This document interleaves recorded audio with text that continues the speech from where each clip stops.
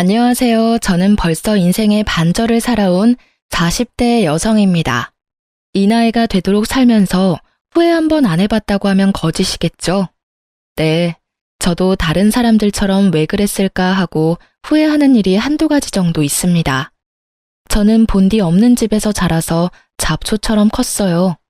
그래서 후회보다는 앞에 닥친 일들을 해결하느라 언제나 바쁘고 급하게 살았습니다. 그래서 크게 후회하는 일이 많지 않음에도 지금까지도 후회 막심한 일은 바로 결혼이었어요. 남편과 저는 나이 차이가 있습니다. 남편이 저보다 7살 연상이죠. 연애 때는 그런 남편이 어른처럼 보여서 듬직했어요. 당시 저는 전문대학을 졸업하고 간호사로 첫 발을 뗐을 무렵이었어요. 남편은 교사로 당시에도 힘든 일정을 소화하고 있었죠. 남편과 잘 될 거라는 생각은 그다지 해본 적 없어요. 첫 연애였고 남편의 직업도 교사인데 남편 집안도 모두 교육자 집안이셨거든요. 자격지심을 가지려는 건 아니지만 저희 부모님이 호프집을 운영하며 힘들게 살고 계시는 걸 생각하면 어쩐지 저희 둘이 맺어지는 건 힘들겠다라는 생각을 어렴풋이 마음속에 하고 있었던 건지도 몰라요. 남편이 제게 프로포즈를 했을 때는 이래도 되나 싶은 생각이 들어서 부모님한테는 말씀드린 거예요? 하고 물어봤을 정도라니까요. 그리고 제 예상대로 남편 집안의 반대는 심했어요. 특히 시모는 꼴랑 전문대 졸업해서 간호사 일하는 어린 여자애는 믿을 수가 없다며 저와의 결혼을 반대했죠. 이때 제가 모진 마음 먹고 나도 싫다고 퇴짜놓고 돌아섰더라면 제 인생에 그런 대환장 파티는 일어나지 않았을지도 모르죠. 그렇지만 당시 저는 그런 당돌함을 가지기에는 너무 세상에 찌들어 있었고 결국은 흘러가는 대로 일이 진행되었어요. 남편은 강경하게 저와의 결혼을 요구했고 결국 그게 시부에 의해 받아들여지면서 결혼까지 하게 된 거였거든요. 결혼이라는 큰 산을 넘고 나니 더 큰 산이 남아있더랬죠. 바로 고부 갈등이라는 거대한 산이었죠. 그런데 당시 집안에는 손위의 동서 형님이 한 분 계셨거든요. 대학원을 졸업한 재원에 여러모로 잘난 분이셨죠.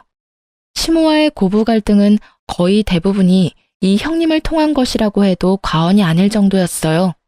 형님에 대한 사랑이 지극한 시모가 저를 홀대하고 차별하는 것은 물론 저희 친정까지 싸잡아 아래로 보더군요. 그래도 결혼 초에는 남편과 사이가 좋아 감당할 수 있었지만 어느 순간부터 저에게 상식이 모자라다 평가하며 훈수질하는 남편놈 때문에 사이가 급속도로 나빠지기 시작하면서 그마저도 감당하기 힘들어졌죠. 그럼에도 결혼 생활을 유지해온 건 든든한 아들 덕분이었어요. 저는 제가 전문대를 나온 간호사라는 걸 절대로 부끄럽게 생각한 적이 없어요. 제 주변에서는 취직도 잘 되는 직업에 정년 없이 일할 수 있는 이 직업을 무척 좋아했으니까요. 그런데 유독 이 시댁에서는 그것보다는 학벌을 더 중요시 하더라고요. 전문대는 대학으로도 안 친다고 말이죠. 그러면서 제게 일을 그만두고 남편 내조나 잘하라고 하더군요. 결국 저는 간호사 일마저 그만두고 전업주부로 몇 년을 있어야 했어요. 그런 제가 이 결혼 생활에 마침내 종지부를 찍을 수 있도록 도와준 사건이 하나 생겼어요. 그날은 추석 명절이었어요. 여자라면 누구나 스트레스를 받는 그날에 모두가 모인 자리에서 말이죠. 저는 부엌에서 전을 굽고 있었어요. 결혼 초부터 그때까지 계속 이어져 오던 일이었고 솔직히 그때쯤에는 그냥 기계처럼 일을 하고 있었던 것 같아요. 그런 제 귀로 시모와 형님의 이야기가 들려오더라고요. 어머님, 가방 너무 고마워요. 잘 쓸게요. 이렇게 비싼 가방 사주실 거라고는 생각도 못해서 제가 잘해드리지도 못하고 명절에도 자주 못 오는데 너무 죄송해요. 아유, 예. 그런 말 하지 마라. 너같이 번듯한 며느리가 있어서 나는 너무 좋아. 바쁘면 못 올 수도 있는 거지. 일은 둘째 시키면 되니까 걱정하지 말고 걔야 집에서 놀면서 남편 덕만 보는 애 아니니? 그러니 이런 일이라도 열심히 해야 하는 게 맞으니까 넌 그런 거 신경 쓰지 말고 편히 왔다 갔다 해. 그래도 동서 보기 미안해서 그렇죠. 이렇게 저만 또 가방 받고 나중에 차별한다고 저한테 뭐라 하면 어떡해요? 걔가 그런 마음 먹으면 그 길로 이 집안이랑은 끝인 거지. 솔직히 지가 여기서 전 구울 수 있는 것도 다 우리 아들 덕분이지. 안 그래? 어디 호프집 딸내미 주제에 꼴랑 전문대만 나와가지고는 반반한 얼굴로 아들 꼬셔서 이 집에 기어들어왔잖니. 할 줄 아는 건 아무것도 없고. 부모가 그 모양이니 애가 제대로 배우는 게 없지. 아유, 내 아들 원망스러운 적은 그때가 처음이자 마지막이었어. 이런 말을 몇 해나 들어왔음에도 익숙해지지 않은 건 왜였을까요? 정말 화가 나서 미칠 것 같은데 형님이 전 굽는 제 앞에 왔더라고요. 동서, 미안해. 일 많지? 어머님이랑 같이 백화점 가서 장 보고 오느라 늦었지 뭐야. 그러세요? 기름 튀니까 저쪽에 가 계세요. 저는 앞에서 알짱거리는 형님이 보기 싫어 치워버리고 싶었죠. 그런데 이 여자가 무슨 생각인지 시모가 선물한 가방을 이쪽 팔에 끼웠다 저쪽 팔에 끼웠다 하며 제 앞에서 알짱거리더라고요. 딱 보니 그 가방 자랑하고 싶었던 모양이에요. 제가 부러워하는 얼굴 하나 없으니 옆에서 더 왔다 갔다 하더라고요. 저기 나한테 화난 건 아니지. 난 동서가 전문대 나왔다고 해서 막 차별하고 그런 사람 아니야. 교양 있는 사람이 어떻게 그런 짓을 하겠어? 그런데 동서, 가방 좀 바꿔야겠네. 너무 오래 썼어. 내 가방만큼 좋은 건 아니더라도 동서도 좋은 가방 써야지. 그래도 교사 부인인데 그런 거 쓰고 다니면 다른 사람들이 비웃지 않겠어? 돌려 까는 건지 뒤집어 까는 건지 조잘조잘 아주 하고 싶은 말은 다 하더군요. 가방을 칭찬받고 싶은 건지 칭송을 받고 싶었던 건지는 모르지만 저도 이쯤 되니 한껏 눌려있던 게 폭발했어요. 항상 듣던 말인데도 참을 수 없었던 것은 마지막에 한 말 때문이었어요. 동선의 아들이 엄마 이런 꼴하고 다니는 거 알아봐. 얼마나 부끄럽게 생각하겠어? 이 말이요. 남의 아들을 뭐라고 생각하냐고 소리치려다가 좋은 생각이 났죠. 저는 모른 척하며 팬에 기름을 듬뿍 둘렀어요. 식탁 위에 가스 버너를 올리고 팬을 얹어 전을 굽는 이 집안 특성상 전 구우면서도 상대방과 마주 볼 수 있었거든요. 제 바로 앞에 가방을 들고 서 있는 형님을 향해 커다란 육전을 철벅하고 뒤집었어요. 넉넉한 기름이 큰 면적의 육전과 만나며 순간 기름이 굉장히 절묘하게 형님의 가방을 향해 튀어간 건 제 의도와 딱 맞아 떨어졌죠. 이게 뭐야? 오늘 새로 선물 받은 가방에 기름이... 동서는 이런 단순한 것도 못해서 왜 이런 일을 만들어? 진짜 이걸 어째? 발을 동동 굴리며 귀한 명품 가방 살피는 형님 모습을 보며 저는 최대한 의아한 표정으로 낭창하게 말했죠. 방금 제가 기름 튀니까 저쪽에 가 계시라 했는데 왜 거기 계셨어요? 형님의 큰 소리에 시모와 남편이 무슨 일인가 싶어 부엌까지 달려왔더라고요. 시모는 자신이 사준 가방에 기름이 튄 걸 보더니 노발대발하셨죠. 아니, 이 비싼 가방에 왜 기름을 엎어?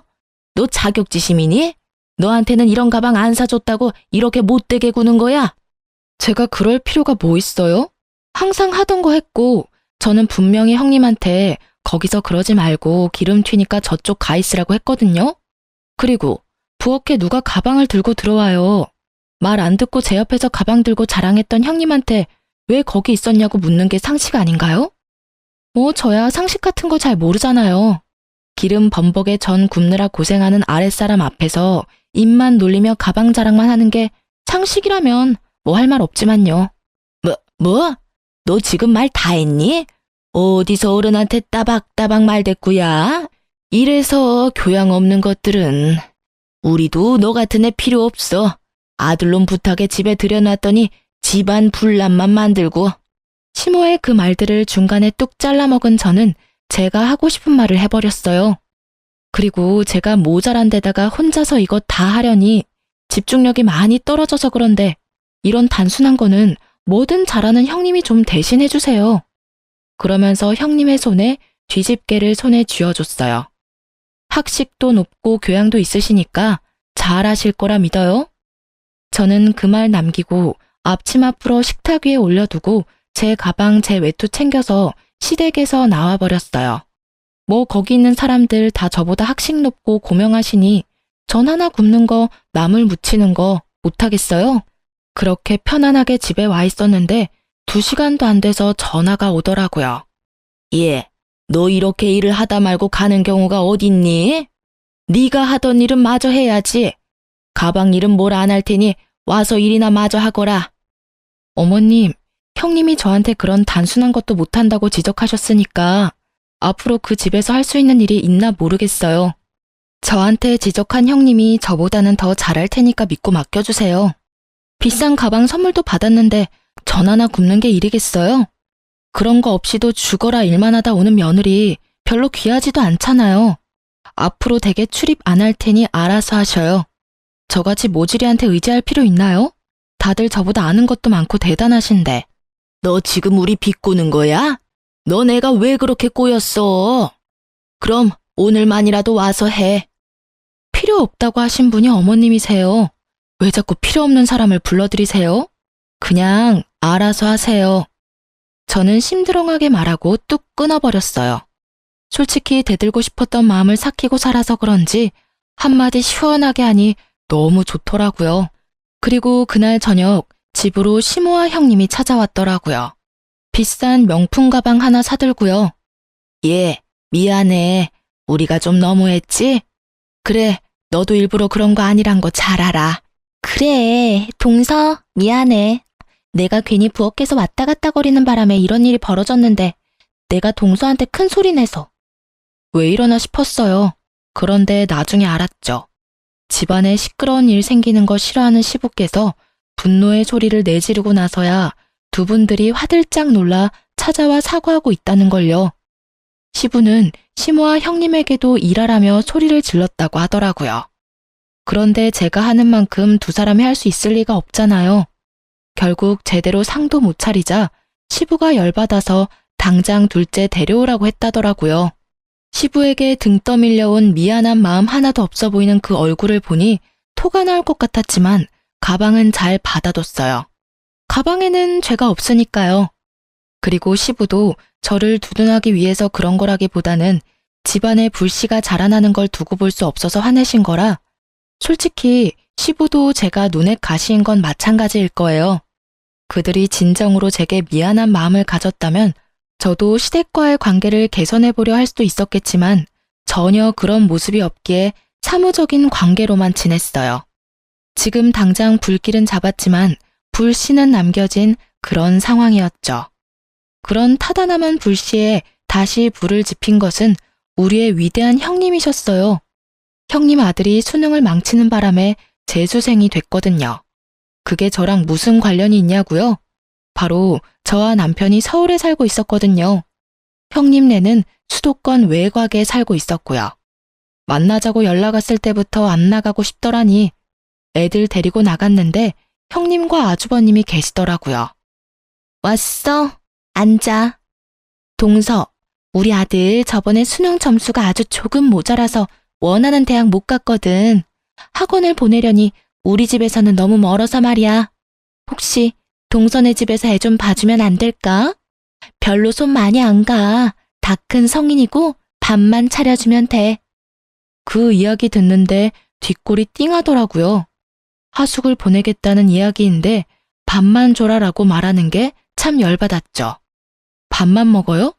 집에 빨래도 내놓을 거고 이것저것 전기도 쓰고 물도 쓰고 밤중에 늦게 들어오고 아무리 봐도 신경 쓸 게 한두 가지가 아니잖아요. 아니, 솔직히 제가 나열한 것만 해준다고 치면 할 수도 있을 거예요. 그런데 근본적으로 시조카가 싸가지가 없거든요. 누가 키웠는지 아주 자만과 오만으로 똘똘 뭉친 상토라이 같은 시조카라 처음부터 생각의 여지는 없었어요. 안 되겠는데요. 저희 집에 방도 없어요. 평수도 얼마 안 되는 집에 사람 하나 더 늘면 누워 잘 곳도 마땅치 않은데. 방이 없어? 방 3개 아니었어? 3개면 뭐해요? 방 하나는 옷방으로 쓰고 있는데요. 현실적인 제 말에 형님의 표정이 안 좋아지더라고요. 저는 그러든지 말든지 안 되는 건 안 되는 거니까 그런 형님 앞에 놔두고 밥만 먹었죠. 그랬더니 갑자기 남편이 젓가락을 탁 하고 놓더라고요. 당신은 왜 그렇게 공동체 의식이 없어? 형수가 부탁하는데 그렇게 냉정하게 반응해야 해? 게다가 조카 생각하면 방을 만들어서라도 해줘야 한다는 생각 안 들어? 하여튼 무식하면 감수성도 모자란가 봐. 감수성이 모자란 사람이 누군데 지금 저런 말이나 해대고 있는 건지 정말 저 사람 머릿속에 무슨 생각이 들었는지 궁금하더라고요. 방을 어떻게 만들어? 그럼 당신이 옷방에 있는 옷 다 끌어안고 잘래?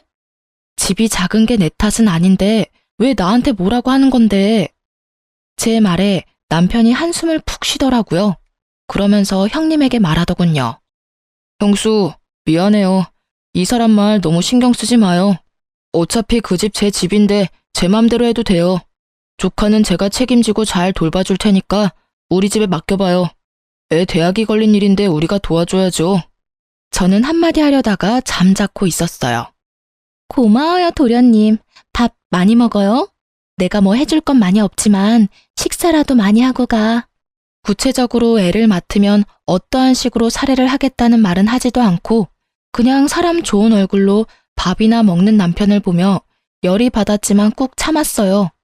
그렇게 밥을 먹으면서 어떡할까 생각하던 제 머릿속에 얼마 전에 연락 온 친구의 말이 떠올랐어요.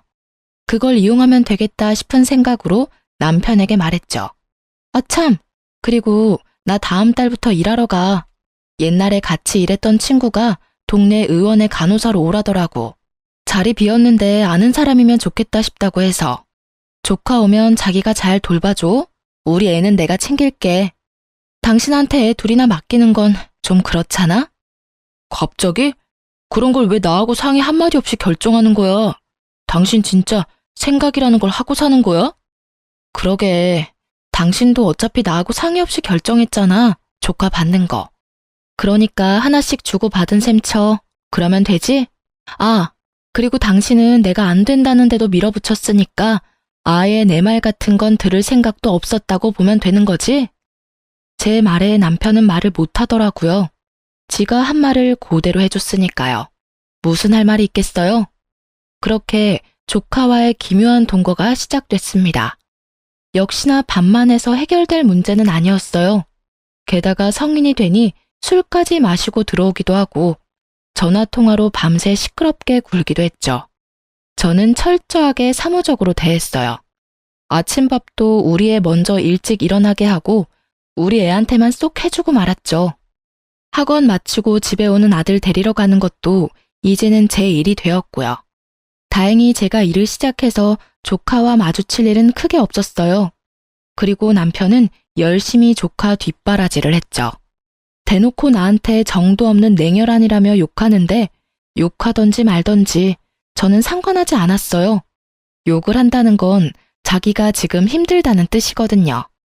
왜 넌 나 안 도와주냐 이런 마음을 저한테 표현한 거고요. 아니 지가 원해서 저렇게 생고생하고 있는데 제가 뭘 도와줘요? 그리고 2달 정도 지나니 남편이 결국 백기를 들더군요. 도저히 못하겠으니 같이 도와달라고요. 미안한데 나도 바빠.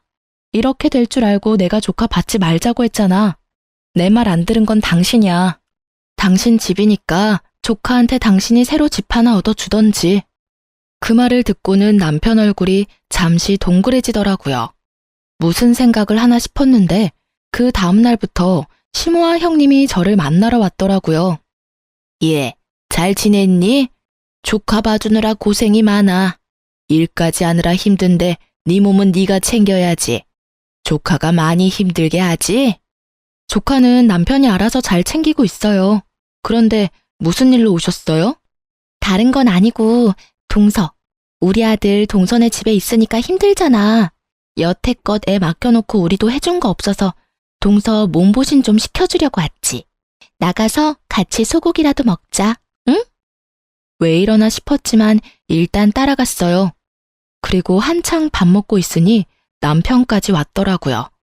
저 사람이 왔으니 본론을 말하겠지 싶었는데 생각지도 못한 주제가 흘러나왔죠. 여보, 당신 앞으로 빌라 하나 있잖아. 그거 혹시 담보대출 받아서 조카 집 전세금으로 지원해주지 않을래?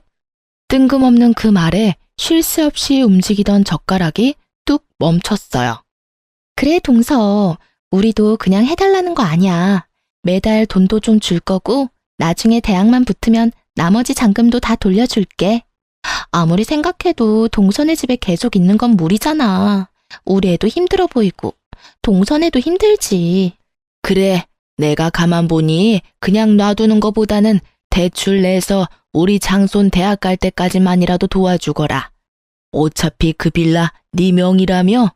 이런 일에 작은 어머니가 돼서 도움 좀 주면 좋잖아. 저번에 너 집에 못 들이겠다고 해서 우리 장손도 마음에 상처 많이 입었으니까 그거 만회한다고 생각하고 해줘. 응? 그래, 여보. 솔직히 나도 요새 조카 보랴 일하랴 너무 바쁘거든. 아무래도 조카도 혼자 있는 게 더 편해 보이고. 우리 아들도 이제 곧 입시 준비해야 하는데 당신도 신경 쓰이잖아. 그치? 3억이면 돼. 많이 바라지 않아. 딱 3억만 어떻게 안 될까? 저는 들고 있던 젓가락을 식탁 위에 던지듯 내려놓고 식사를 멈췄어요.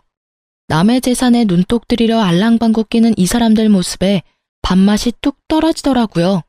결국 그들의 아양과 아부를 받으며 저희는 집에 돌아왔어요. 대답이 없는 저를 향해 남편이 재촉하더라고요. 아까 내 말 생각해봤어? 담보대출 3억만 받으면 딱 될 것 같은데. 3억이 누구 집 개 이름이야? 지금 나더러 그 빌라 앞으로 대출을 받으라고? 내 새끼도 아닌 남의 새끼 때문에? 당신 진짜 미쳤어? 그게 어떤 건데 그걸 탐내. 우리 부모님 살고 계신 집이거든? 빌라가 제 앞으로 하나 있기는 했어요. 그치만 그 빌라가 순전히 제 것만은 아니었거든요.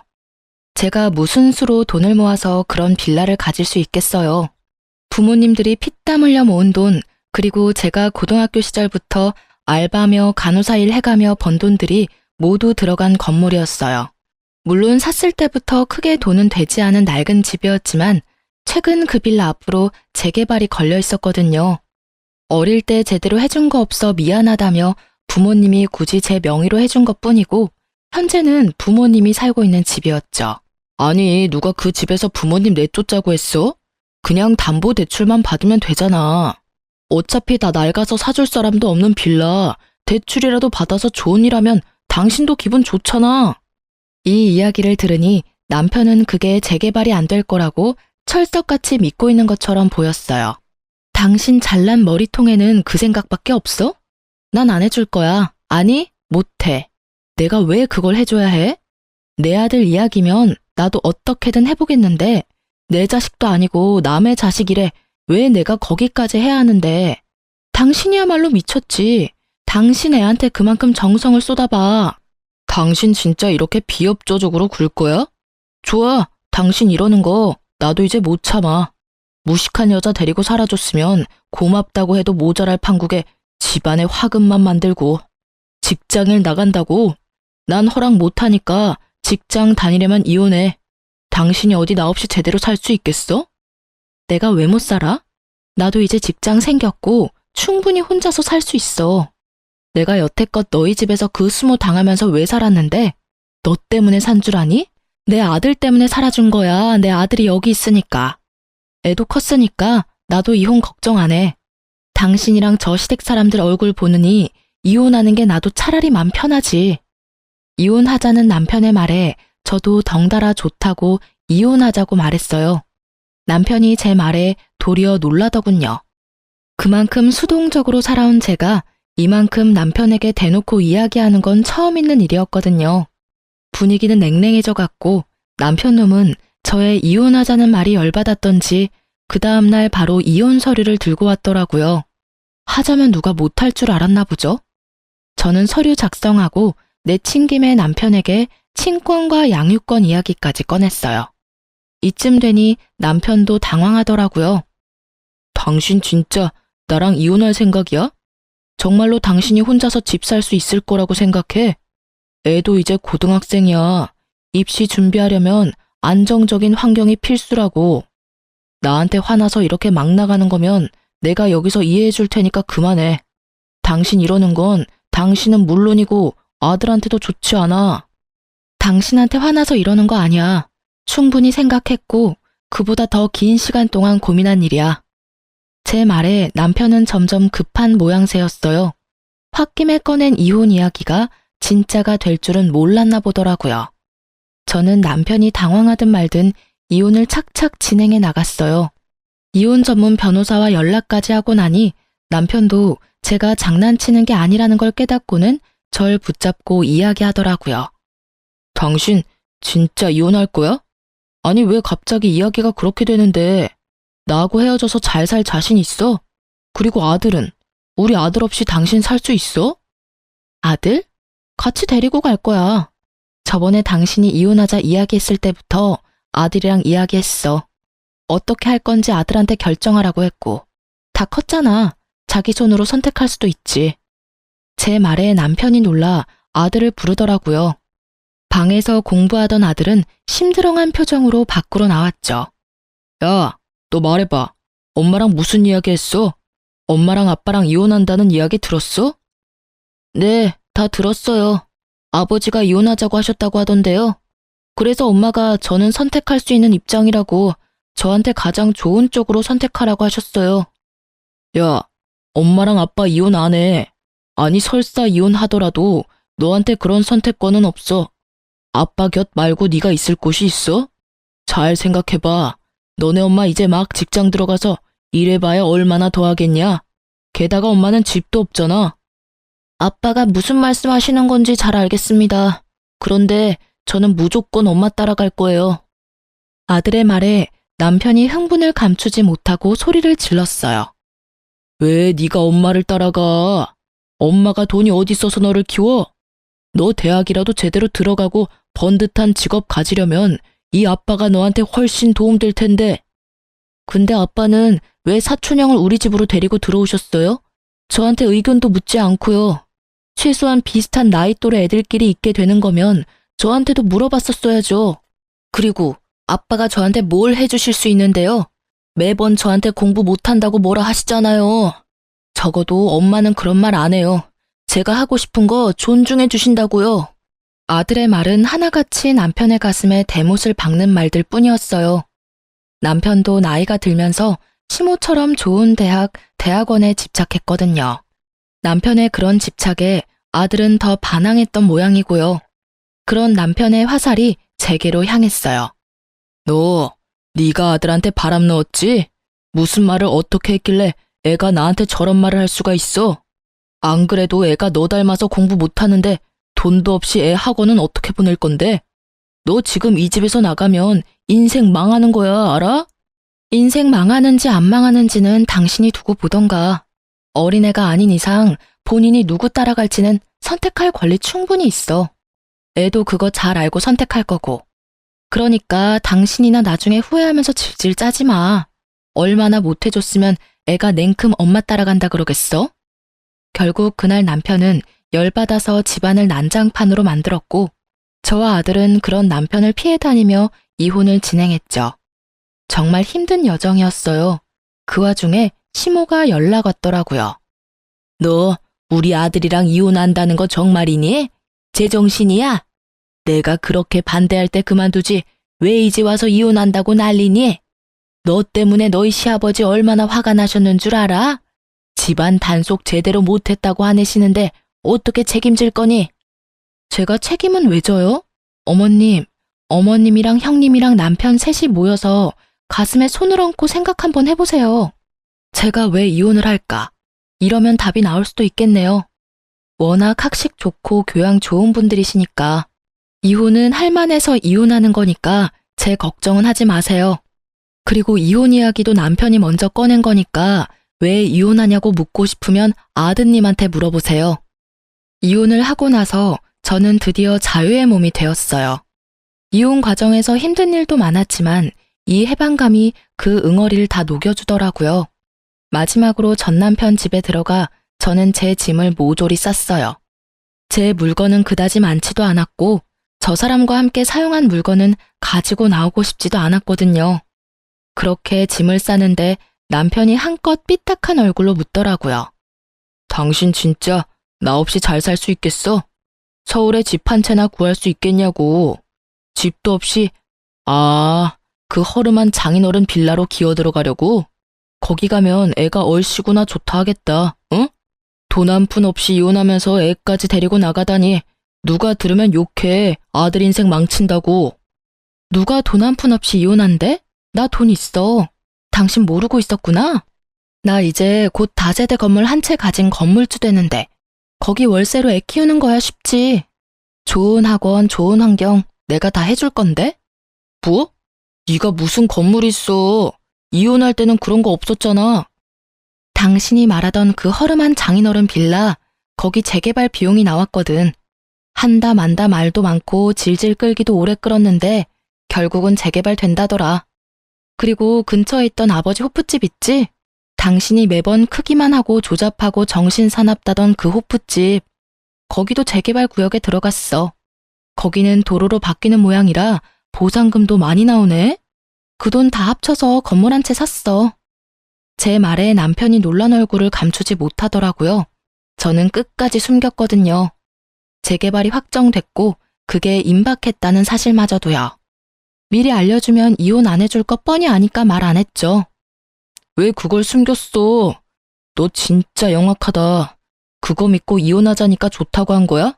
말해봐. 이제 돈 좀 생기니까 나 같은 건 이제 아무 상관 없었어? 상관 없어진 건 꽤 오래됐지. 근데 당신이 날 언제부터 그렇게 생각해줬다고 생색이야? 솔직히 결혼하고 해가 지날 때마다 당신 어머님이랑 똑같이 나 무시했거든? 봐. 생각 없다, 무식하면 감수성도 모자라냐, 네가 나 없이 혼자 살 수 있냐. 다 무시하는 말뿐이지. 당신이 왜 날 무시했는지 지금도 모르겠어. 내가 전문대졸이라서? 아니면 집에 돈이 없어서? 아니면 애 낳고 더 이상 예쁘지도 않아서?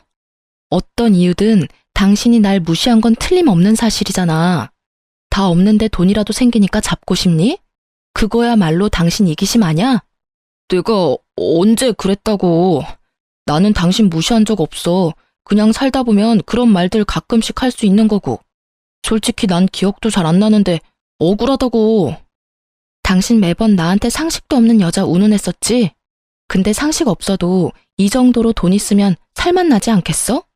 무려 건물주인데 월세만도 얼마야? 설마 당신 그거 가지고 아들한테 바람 넣었어? 엄마 건물주 된다고? 그것만 가지고 넘어왔겠어? 나는 대신 아들한테 하고 싶은 거 하게 해준다고 했을 뿐이야. 자기 꿈을 펼칠 생각에 너무 즐거워하더라.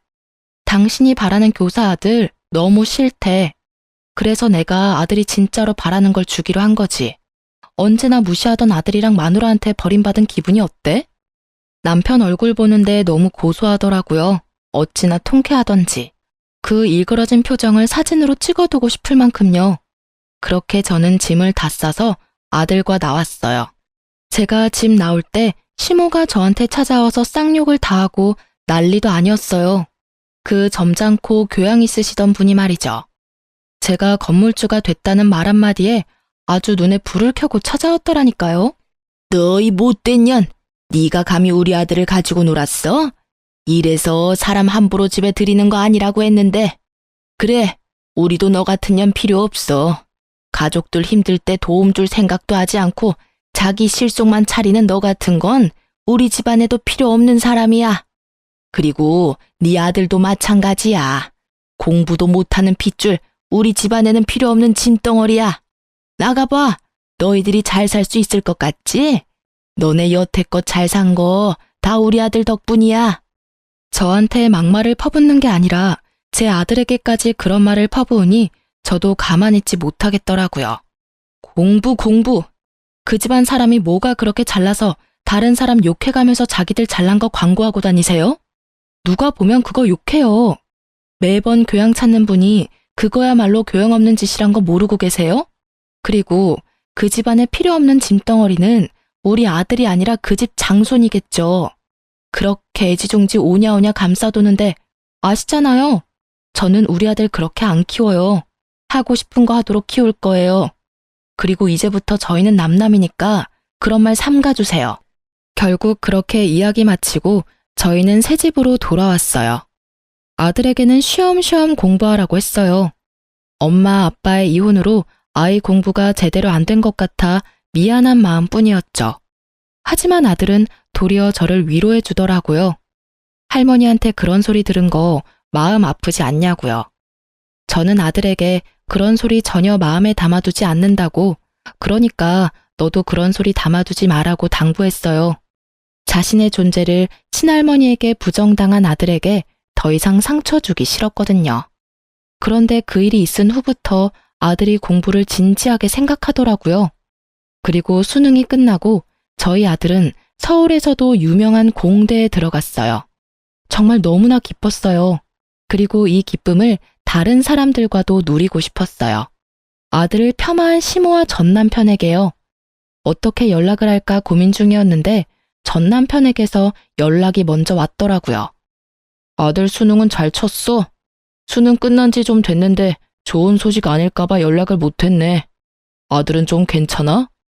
아들이 무조건 수능을 망쳤을 거라 생각하는 전 남편의 목소리에 저는 웃으며 말해줬어요. 괜찮아. 그래도 자기가 원하는 데 들어갔으니 된 일이지. 중요한 건 만나서 이야기해. 애만 보낼까? 아니야, 당신도 와. 어차피 당신이 애 엄마고 서로 재혼도 안 했는데 편하게 봐.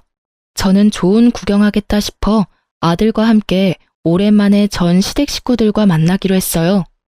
그래, 어서 와라. 너 수능은 잘 쳤냐? 아들 보자마자 그렇게 묻는 남편을 보니 웃음밖에 안 나오더라고요. 벌써 그런 걸 물어봐요. 조카는 수능 잘 봤어요? 우리 아들은 아슬아슬하게 점수 미달이라 이번에도 다시 치려고 생각 중이야.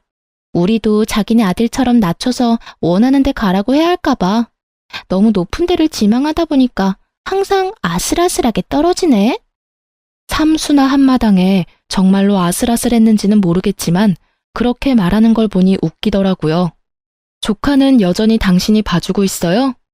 그래, 어차피 방도 남아도는데 내가 봐줘야지.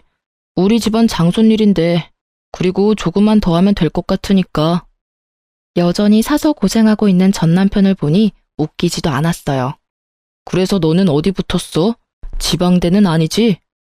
네, 서울에 있는 대학 붙었어요. 공대요. 공대? 너 그쪽으로 관심 있었어? 무슨 공대 들어갔는데? 서울에서 제일 유명한 공대 들어갔어요. 원래 목표는 대전에 있는 공대인데 아무래도 거긴 중간부터 들어가기에는 너무 힘들더라고요. 그래서 차선으로 봐뒀던 곳으로 들어갔죠. 아들 말에 시댁 식구들 얼굴이 굳어가는 걸 보고 어찌나 즐겁던지요.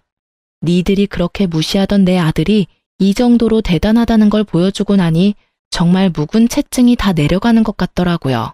그러니까요. 원하던 곳에 못 들어가서 얼마나 속상해하는지. 거기도 좋은 곳이라고 이야기하긴 했는데 제 나름대로는 열심히 해서 그런지 아쉬움이 많더라고요. 네가 진짜 거길 들어갔어? 정말로? 못 믿는 것도 당연하죠. 저는 아들 수능 점수표를 가지고 와서 보여줬어요. 그걸 보는 남편 얼굴이 활짝 피었다가 다시 어두워졌다를 반복하더라고요. 그럴 수밖에요. 그렇게 머리 나쁘다고 욕한 아들 녀석이 좋은 대학에 들어가서 기분은 좋은데 그 아들이 온전히 자기 자식은 아니라는 생각이 들었을 테니까요. 형님은 아예 입도 떼지 않고 테이블만 쳐다보고 있더라고요. 예, 네가 진짜 우리 집안 핏줄이구나. 세상에 이렇게 잘난 손주를. 예, 안 되겠다. 손주 다시 데려와야겠어. 우리 집안에 이렇게 머리 좋은 애가 어디 다시 나오겠니? 데려가고 말고 할 것도 없어요. 아들이 이제 성인인데 본인이 알아서 행동하겠죠. 그 집안에 다시 가고 싶으면 가고 싶다고 할 거고, 저는 아들이 전 남편 만나고 싶다고 하면 말리지는 않을 거예요. 제 말에 시댁에서는 얼굴에 화색이 돌더라고요. 아들을 데려올 수 있겠다 싶었나 봐요. 그런데 아들이 거기서 시모를 보더니 한마디 던지더라고요. 근데 할머니, 저 이 집에 필요 없는 짐덩어리라면서요. 근데 제가 왜 이 집에 다시 돌아와야 돼요? 저는 엄마랑 계속 같이 살 거예요. 그리고 고맙습니다. 엄마 이혼하고 집 나오실 때 할머니가 엄마하고 저한테 필요 없는 것들이라고 욕해 주셔서 저도 정신 차리고 공부 열심히 했던 것 같아요. 그 말에 시모 얼굴은 새파래지고 시부 얼굴은 벌겋게 달아올랐어요. 이 여자가 당신 진짜로 이혼하는 아들 집 가서 며느리랑 손자한테 그딴 소리 했어? 아유, 여보, 그런 게 아니고 저는 그냥 멀쩡한 우리 아들 이혼남 만든 며느리가 미워서 정말로 그런 마음에서 한 말 아니에요. 믿어줘요. 아이고, 내가 집안 단속을 제대로 못했어. 이 옆에 내가 나 몰래 이런 짓을 하고 다니는지를 몰랐네. 장손이라고 끼고 도는 거 어쩔 수 없다 생각하고 눈 감아줬더니만 손주한테 그딴 소리나 하고. 말하기 전에 생각을 좀 해. 어른이면 상식 있고 교양 있게 행동하라고 내 몇 번을 이야기했어. 남의 모범이 되라는 건 바라지도 않아. 그냥 남들 하는 만큼만 하면 안 돼? 어? 왜 나한테 그래요? 틀린 말 한 거 하나도 없는데. 솔직히 그때는 공부 못했던 거 맞고 손주도 내 덕에 공부 열심히 하게 됐다고 고마워하지 않소? 그게 고마워하는 거야? 비꼬는 거지? 당신이 그런 말해서 오기로 공부한 거라고 비꼬고 있는 거 아니냐고? 아휴, 당신만 아니었으면 저 손주가 온전히 내 손주였어. 어디 가서 떵떵거리면서 자랑할 수 있는 손주였다고. 잠깐, 가만히 있어봐. 혹시 애들 이혼한 것도 당신이 원인인 거 아니야? 그건 진짜 아니에요, 여보. 결국 시부는 우리가 이혼하게 된 이유에 대해 뒤늦게 모든 걸 알게 됐고 내게 3억이라는 전세금을 요구한 걸 알고는 뒷골을 부여잡으며 쓰러질 뻔하셨어요. 그렇게 식사 자리는 엉망이 되었답니다. 그러나 제 기분은 너무 좋았죠. 그렇게 정말로 이혼의 종지부를 찍게 된 저는 여전히 아들과 잘 살고 있어요. 대학을 다니는 아들은 여전히 제게 잘하는 효자로 컸고요. 그리고 저는 뒤늦게 간호사로 일하며 돈 버는 즐거움을 느끼고 있어요. 집안에서 쓴소리 들으며 남편만 기다리던 제가 아니라 일을 하면서 꾸미고 수다 떠는 제가 지금 너무 좋거든요. 이 글을 쓰면서도 그때의 기억은 지금의 저를 괴롭히지만 그것이 저의 마음을 지배하고 있지는 않아요. 그때는 정말 그들의 모든 말들과 행동이 저를 지배하고 얽매고 있다고 느꼈거든요. 재혼은 할 생각 없고 이대로 아들 장가가는 거나 보고 친구들과 동료들과 즐거운 시간 많이 보낼 거예요. 지금도 그렇게 지내고 있는 중이고요. 글 읽어주신 분들에게 감사의 마음을 전하며 저는 또 일하러 가봅니다.